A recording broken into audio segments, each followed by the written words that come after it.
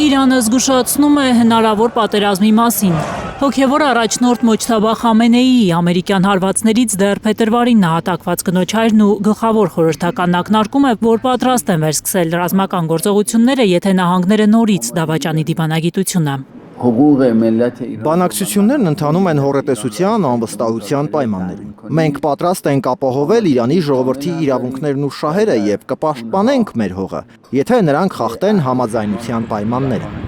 Հայլուրի թղթակցի հետ բացառիկ զրույցում Իրանի հոգևոր առաջնորդի խորհրդականը վստահեցնում է, TRIP նախագծի անվան տակ Միացյալ Նահանգները պարզապես ցանկանում է ներկայություն ունենալ Հարավային Կովկասում, նաև հյուսիսից Իրանին մոտենալու համար։ Հայաստանի իշխանությունը բազմիցս հավաստիացրել է, որ այս ճանապարհը Իրանի շահերի եւ երկկողմ հարաբերությունների դեմ չի լինի։ Հուսով ենք այդպես կլինի, սակայն խորհուրդ ենք տալիս Հայաստանի իշխանությանը եւ ազգին, որ նահանգների խաբեությանը չտրվեն։ Այս պատերազմի ընթացքում Պարսից ծոցի երկրներում Միացյալ Նահանգների ներկայության հետևանքով պատահածը պետք է դաս լինի։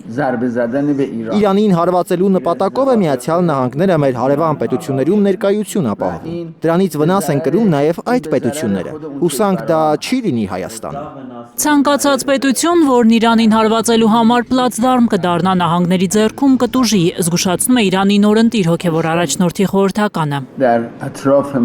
Մեզ շրջապատող ցանկացած երկիր, որն իր տարածքը կտրամադրի Իսրայելին կամ Միացյալ Նահանգներին մեր դեմ գործելու համար, վնաս կկրի, կապ չունի թե դա որ երկիրն է։ Հունիսին CNN-ը իր աղբյուրներին հղումանելով սենսացիոն հոդված էր գրել, թե Իսրայելն օգտագործել է Ադրբեջանի տարածքը Իրանի դեմ պատերազմի ժամանակ։